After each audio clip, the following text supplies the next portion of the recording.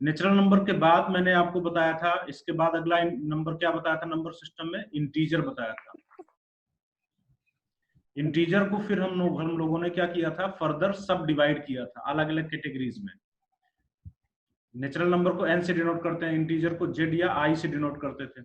इसको क्या क्या डिवाइड किए थे याद करिए, पॉजिटिव इंटीजर्स, निगेटिव इंटीजर्स, और क्या किए थे, positive, negative, non negative integers. देखे हो, पढ़े हो कि नहीं पढ़े हो? और दूसरा हमने अगला क्या पढ़ा था, देखिए नॉन पॉजिटिव इंटीजर्स। ये सारी चीजें हम लोगों ने पढ़ रखी थी। इसके बाद फिर मैंने इसको फर्दर और डिवाइड किया था, याद करिए, इवन नंबर्स, और क्या डिवाइड किया था, ऑड नंबर्स। इतना हम लोगों ने पढ़ा था ना। मैंने आपको बताया था नॉन निगेटिव इंटीजर्स, ये क्या होता है, होल नंबर। ठीक है, नॉन निगेटिव इंटीजर्स को हम क्या बोलते हैं, होल नंबर। पॉजिटिव इंटीजर को क्या बोलते हैं, नेचुरल नंबर। तो ये सारी बातें आपको मैंने बताई थी। साथ में एडिशनली मैंने आपको बताया था कि जीरो जो होता है वो कैसा नंबर होता है, पॉजिटिव होता है, निगेटिव? सर न्यूट्रल नंबर होता है, न्यूट्रल नंबर होता है, ये ना तो पॉजिटिव होता है और ना ही निगेटिव होता है। ठीक। अच्छा, इवन नंबर के बारे में मैंने बताया था। इवन नंबर्स होते हैं ऐसे नंबर्स जो 2 के मल्टीपल होते हैं। तो 2 के मल्टीपल को हमने कैसे रिप्रेजेंट किया था, याद करिए, 2n से, है ना। और मैंने बोला था कि अगर आपको किसी क्वेश्चन में इवन नंबर एज्यूम करना पड़ जाए तो इवन नंबर आप कैसे एज्यूम करोगे, इवन नंबर को आप 2n एज्यूम करोगे। और ऑड नंबर भी मैंने आपको बताया था, ये सब पिछली क्लास का मैं रिवाइज करा रहा हूँ। ऑड नंबर आपको मैंने बताया था कि ऐसे नंबर्स जो 2 से डिविजिबल नहीं होते, है ना। तो 2 से डिविजिबल कौन कौन से नंबर्स नहीं होते, जरा बताइए तो। 1, 1, 3, 5, 5, 7। 7। अब ये जो है, अगर आप इनको 2 से डिवाइड करोगे तो रिमाइंडर कितना मिलता है, 1। ठीक है, ध्यान से समझिएगा जो यहाँ पे मैं कॉन्सेप्ट बता रहा हूँ। ठीक है, अगर आप इनको 2 से डिवाइड करोगे तो ये 2 से डिविजिबल नहीं है, ये रिमाइंडर कितना देते हैं, 1 रिमाइंडर देते हैं। तो जब 1 रिमाइंडर देते हैं तो इन नंबर्स को हम देखो किस फॉर्म में लिखते हैं, देखो ध्यान से, 2n+1। इन नंबर्स को हम किस फॉर्म में लिखते हैं, 2n+1। ठीक। तो ऑड नंबर्स जो होते हैं उनको हम लोग 2n+1 से रिप्रेजेंट करते हैं, क्योंकि ये 2 से डिविजिबल नहीं होते, बल्कि 2 से डिवाइड करने पे ये आपको 1 रिमाइंडर देते हैं। तो देखो, इसीलिए ये +1 जो है ना, मैंने इसीलिए किया है, समझे। अच्छा, किसी नंबर को 2 से डिवाइड करोगे तो रिमाइंडर 1 ही मिल सकता है, उसके अलावा और कोई रिमाइंडर नहीं मिल सकता। या फिर वो 2 से कंप्लीटली डिवाइड हो जाएगा, या फिर वो 1 रिमाइंडर देगा। ठीक है, तो the numbers which are not divisible by 2 और ऑड नंबर्स। और अगर आपको कभी किसी क्वेश्चन में ऑड नंबर एज्यूम करना पड़ा तो आप ऑड नंबर क्या एज्यूम करोगे, 2n+1 एज्यूम करोगे। क्या एज्यूम करोगे, 2n+1। इतने में किसी को कोई डाउट है तो बताइए, ये पिछली क्लास का था। तो सर ठीक है, आगे बढ़ते हैं। आप देखो, थोड़ा सा मैं यहाँ पे डिविजिबिलिटी रिमाइंडर वाला थोड़ा सा कॉन्सेप्ट आपको इलेबोरेट करता हूँ थोड़ा सा। ठीक है, अच्छा ये बताइए, अगर मान लीजिए किसी नंबर को आप 3 से डिवाइड करो, if a number is divided by 3, then what can be the remainder. क्या हो सकता है रिमाइंडर, बताइए तो। अगर आप किसी नंबर को 3 से डिवाइड करोगे तो रिमाइंडर क्या हो सर सकता 1। है। देखिए, ध्यान से सुनिएगा मेरी बात। रिमाइंडर हो सकता है 3 से डिवाइड करने पे 1 रिमाइंडर हो सकता है, रिमाइंडर 2 भी हो सकता 0। है, और 3 रिमाइंडर नहीं हो सकता ना, क्योंकि 3 तो 3 से डिविजिबल है। तो 0 रिमाइंडर दैट मीन्स कि वो कंप्लीटली डिविजिबल है। ठीक है, तो उसको हम रिमाइंडर नहीं बोलेंगे। जैसे मान लीजिए 6 है, तो 6 इज डिविजिबल बाई 3, तो हम इसमें बोलेंगे कि हमें कोई रिमाइंडर नहीं मिल रहा। Remainder 0 means the number is divisible by 3। तो ध्यान से सुनिए, अगर किसी नंबर को आप 3 से डिवाइड करोगे तो रिमाइंडर आपको क्या मिल सकता है, 1 या 2। इसके अलावा और कोई नंबर, कोई रिमाइंडर नहीं मिल सकता। इस बात से एग्री करते हो कि नहीं, क्योंकि 3 रिमाइंडर करोगे तो 3 रिमाइंडर हो नहीं सकता, वो तो 3 से डिवाइड हो जाएगा। बोलो, ठीक बोल रहे हैं कि नहीं। Yes sir. अच्छा, तो अब मुझे बताओ, अगर 4 से डिवाइड करोगे तो क्या रिमाइंडर हो सकता है, किसी नंबर को अगर 4 से डिवाइड करोगे तो क्या रिमाइंडर हो सकता है। अरे भाई, 4 से डिवाइड करोगे तो रिमाइंडर हो सकता है 1, 2 एंड 3। 1, 2 and 3। Yes sir. नहीं, 4 से अगर डिवाइड करोगे तो रिमाइंडर क्या हो सकता है 1, 2 एंड 3। 4 रिमाइंडर हो नहीं सकता क्योंकि फिर वो 4 से डिविजिबल हो जाएगा। अगर 5 से डिवाइड करोगे तो क्या रिमाइंडर हो सकता है बताइए? अगर किसी नंबर को 5 से डिवाइड करोगे तो what can be the reminder?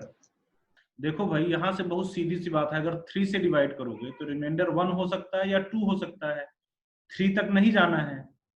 अगर 4 से डिवाइड करोगे, if a number is divided bye 4, तो रिमाइंडर क्या हो सकता है? रिमाइंडर हो सकता है 1 हो सकता है, 2 हो सकता है, 3 हो सकता है। 4 रिमाइंडर हो नहीं सकता क्योंकि वो तो 4 से डिविजिबल हो जाएगा। तो ये 3 रिमाइंडर हो सकते हैं। इसी तरीके से 5 से अगर डिवाइड करोगे तो रिमाइंडर क्या हो सकता है?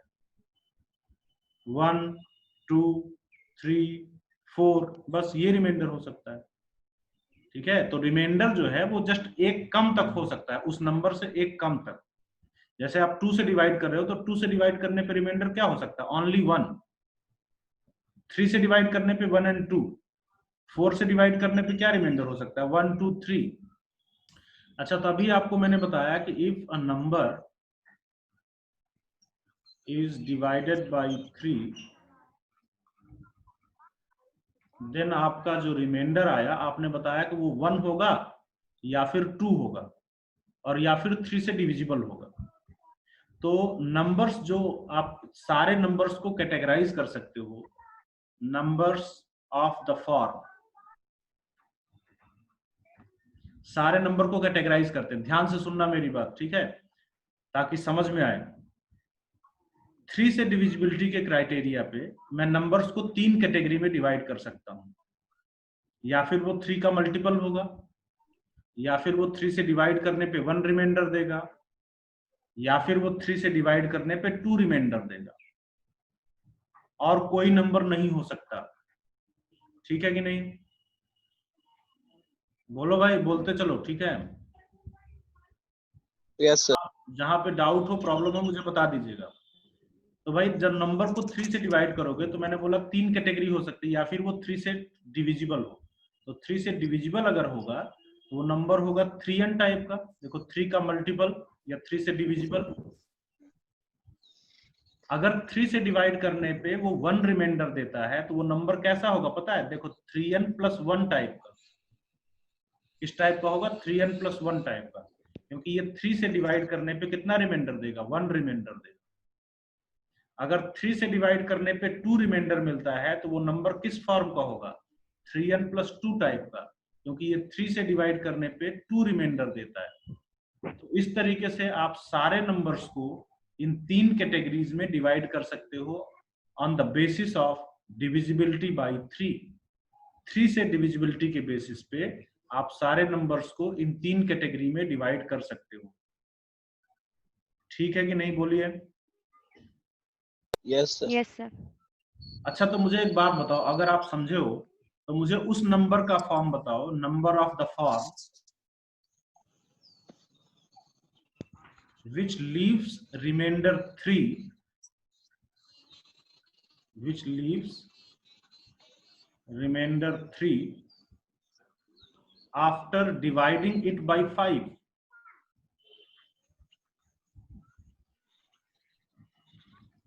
ऐसे नंबर का फॉर्म बताओ जो 5 से डिवाइड करने पे 3 रिमाइंडर छोड़ता है। बताइए तो ऐसे नंबर का फॉर्म बताइए। अरे बहुत इजी, देखो 5 से डिवाइड करने पे 3 रिमाइंडर बचता है, तो 5n प्लस 3 होगा ना इस टाइप का नंबर। भाई ये 5 से डिवाइड करने पे ये 3 रिमाइंडर छोड़ता है, तो ये किस टाइप का नंबर होगा? 5n plus 3। बोलो, कोई दिक्कत? अच्छा, अगर 7 से डिवाइड करने पे मान लीजिए 2 रिमाइंडर देता है तो कैसा नंबर होगा? 7n plus 2। हाँ गुड, रिमाइंडर अगर 2 मिलता है after dividing by 7, after dividing by 7, तो वो नंबर जो है ना इस फॉर्म का होगा 7n प्लस 2। 7 से डिवाइड करने के बाद अगर कोई नंबर 2 रिमाइंडर देता है तो वो 7n प्लस 2 फॉर्म का होगा। अब मैं आपको देखो वेरीफाई करके दिखाता हूँ ना। जैसे मान यस लीजिए, सर। मान लो n इक्वल टू 1 रखे आप, n इक्वल टू 1 रखोगे तो पहला नंबर क्या मिलेगा? n इक्वल टू 1 रखो तो आपको ये नंबर मिला 7 इंटू 1, 7 + 2 7 ना 9 मिला ना, 7 9 कितना मिला 9। अब आप चेक कर लो, अगर आप 9 को 7 से डिवाइड करोगे तो रिमाइंडर कितना मिलेगा 2। 9 को अगर 7 से डिवाइड करोगे तो रिमाइंडर कितना मिलेगा 2। अच्छा n = 2 रखो तो इसमें n = 2, तो n = 2 रखोगे तो कितना आएगा 7 2 जा 14 प्लस, देखो 2 रखो, 7 2 जा 16 14 प्लस 2 16। 16 को 16 7 से डिवाइड करो, 16 को 7 से डिवाइड करो, देखो रिमाइंडर 2 मिल रहा है कि नहीं मिल रहा, मिल रहा ना। 7 2 जा 14, यस सर 2 रिमाइंडर मिल रहा है। तो ऐसा नंबर जिसको 7 से डिवाइड करेंगे रिमाइंडर 2 देता है, वो 7n + 2 फॉर्म का होगा। ऐसा नंबर जो 5 से डिवाइड करने पे रिमाइंडर 3 देता है, वो 5n + 3 फॉर्म का होगा। ठीक है, इसीलिए मैंने बोला कि ऐसे ऐसे ऑड नंबर्स जो 2 से डिवाइड करने पे रिमाइंडर 1 देते हैं, वो किस फॉर्म के होते हैं, 2n + 1 फॉर्म के होते हैं। कोई डाउट है तो बताइए। नो सर ठीक है, अगर किसी नंबर को आप 9 से डिवाइड करोगे और रिमाइंडर 4 देता है, तो कैसा नंबर होगा, 9 से डिवाइड एंड रिमाइंडर 4, तो 9n + 4 9n + 4। तो आई होप कि आपको ये पॉइंट समझ में आ गया। अब चलिए मैं यस सर इतने पे बेस्ड में आपको कुछ छोटे छोटे क्वेश्चन कराता हूँ। मैं आपसे पहला क्वेश्चन पूछता हूँ, कॉपी पेन है सबके पास ना, कॉपी पेन लेके बैठे हो कि नहीं। यस सर हाँ, घूमने के हिसाब से नहीं बैठो ना, कॉपी पेन लेके बैठना है, ध्यान रखिएगा। और जो क्लास में मैं करा रहा हूँ उसको कॉपी में लिखना है, और क्लास की कॉपी में कुछ और नहीं लिखना है, ये ध्यान रखिएगा। ठीक है, तो पहला क्वेश्चन मैंने आपसे पूछा कि भाई प्रूव दैट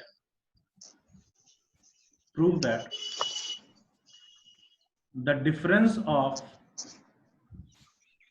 स्क्वायर्स, ठीक है क्या, the difference of, prove that the difference of squares of two consecutive odd integers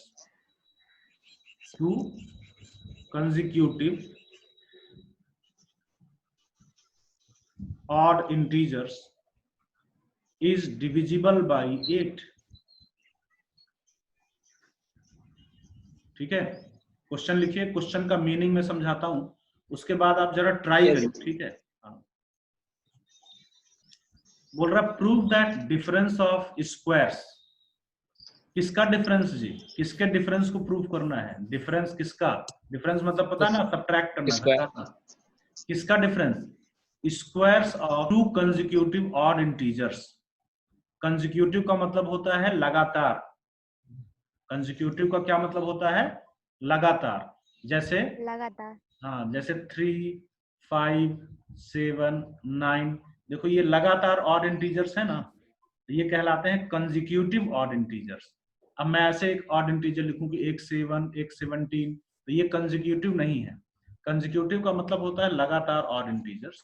तो यहाँ पे देखिए क्वेश्चन में बोल रहा है कि आपको प्रूव करना है कि दो कंसेक्यूटिव ऑड इंटीजर्स के स्क्वायर का डिफरेंस 8 से डिविजिबल होगा। ठीक है, क्वेश्चन अच्छे से पढ़ा करिए। अगर आपने क्वेश्चन समझ लिया तो आपका आधा क्वेश्चन उसी समय सॉल्व हो गया, ध्यान रखना। तो क्वेश्चन को बड़े ध्यान से, बड़ी गहराई से पढ़ा करो। ठीक है, फिर से क्वेश्चन देखिए, क्वेश्चन ही समझना इंपॉर्टेंट है। दो लगातार ऑड इंटीजर्स के स्क्वायर का डिफरेंस, दो लगातार, दो कंसेक्यूटिव ऑड इंटीजर्स के स्क्वायर का डिफरेंस आपको दिखाना है कि दैट इज मल्टीपल ऑफ 8। जरा इस क्वेश्चन के बारे में सोचिए सब लोग, जरा सारे लोग कोशिश करिए, इसको अच्छे से सोचिए।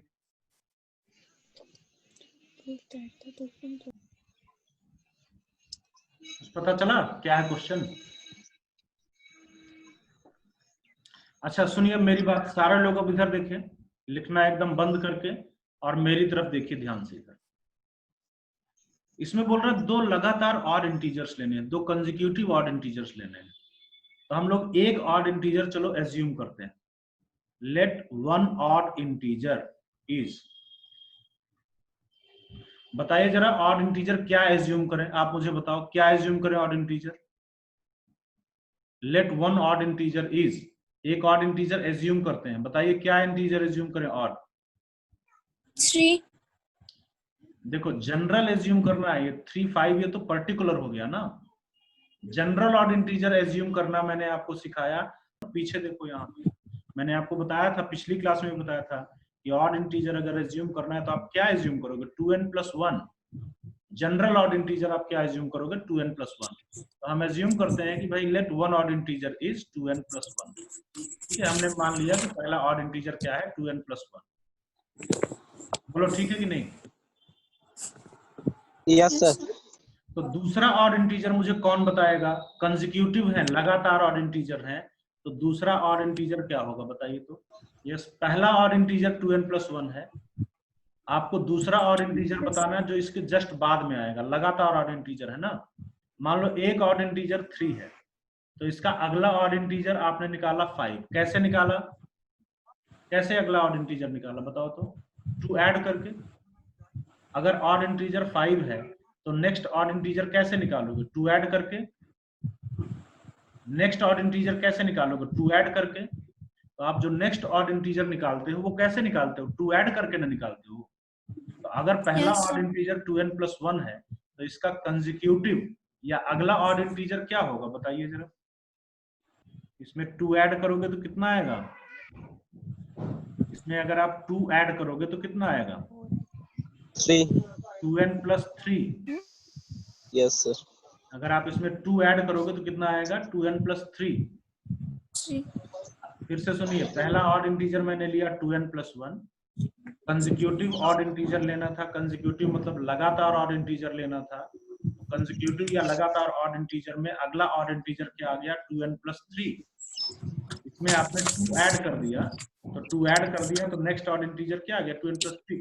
भाई लगातार ऑड इंटीजर्स हैं, तो लगातार ऑड इंटीजर कैसे निकालते हो? 2 ऐड करके ही तो निकालते हो।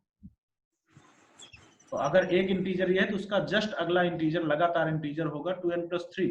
अभी बताइए ये बात समझ में आई कि नहीं आई? किसी को कुछ पूछना है तो बताइए। तो आप देखिए, फिर वापस क्वेश्चन पे जाइए। किसका डिफरेंस चाहिए? Squares of 2 consecutive odd integer.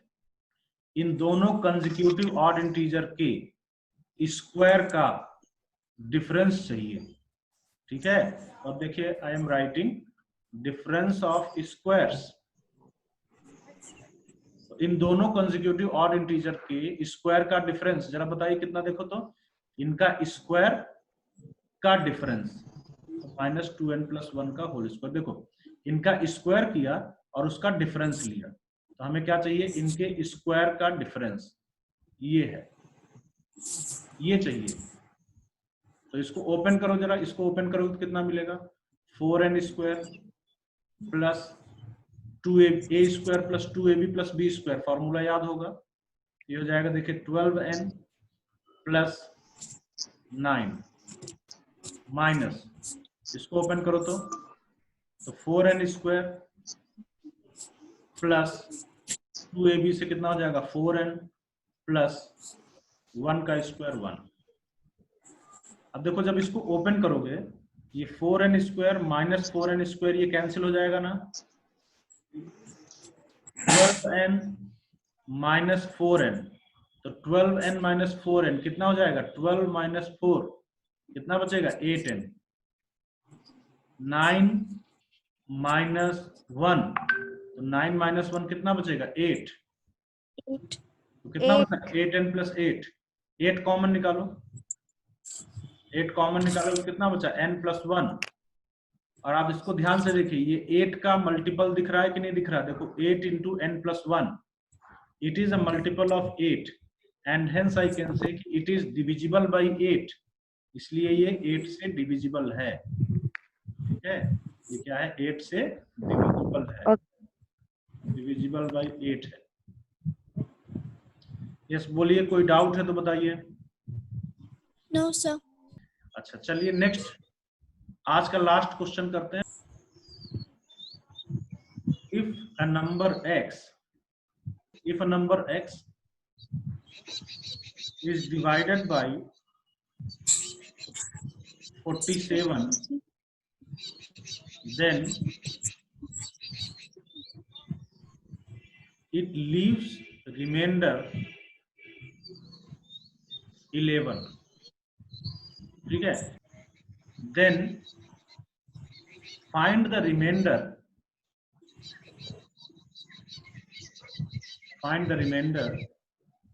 if x square is divided by 47।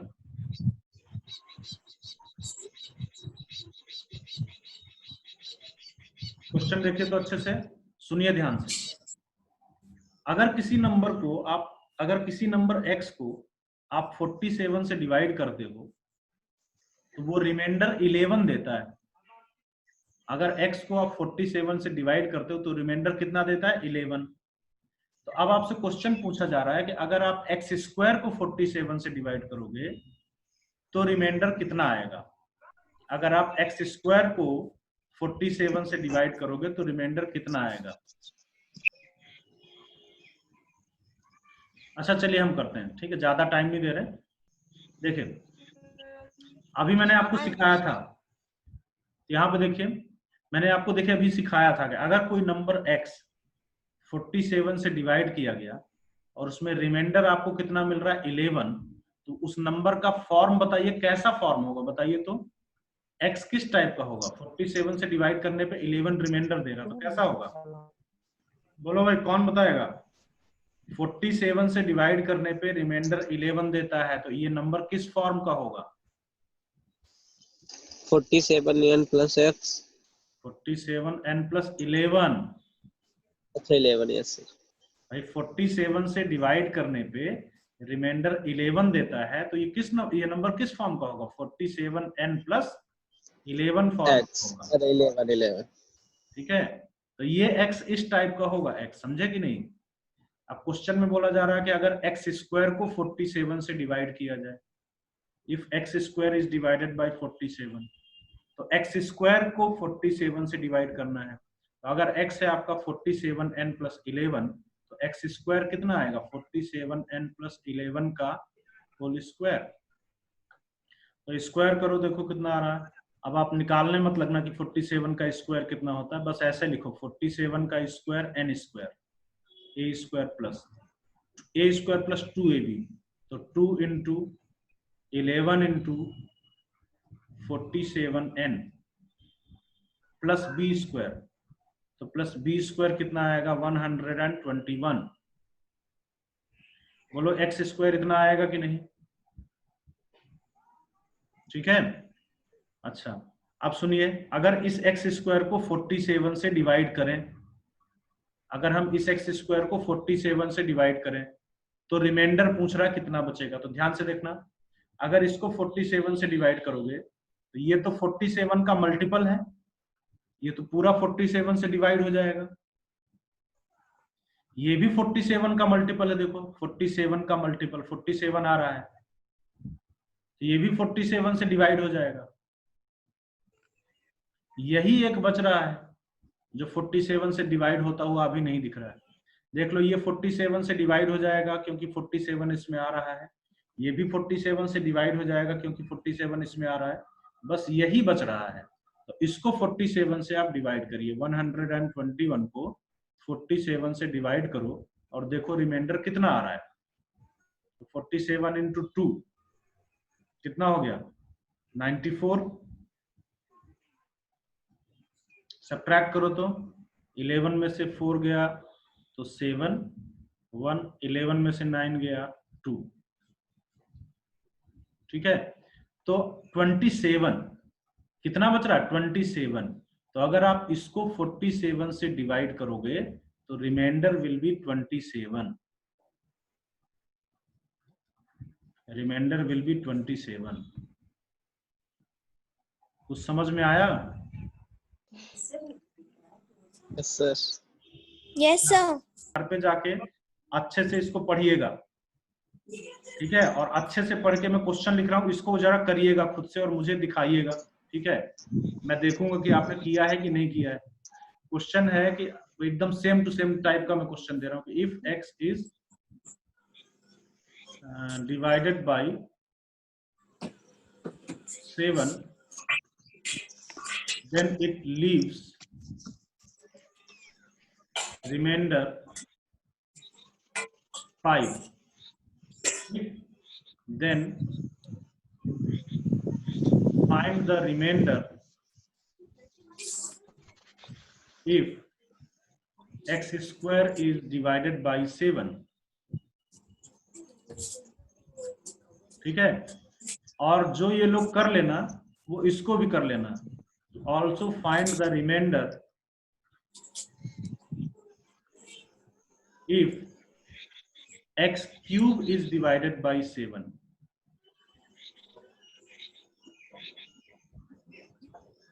तो इसका दोनों का आंसर मुझे चाहिए अगली क्लास में.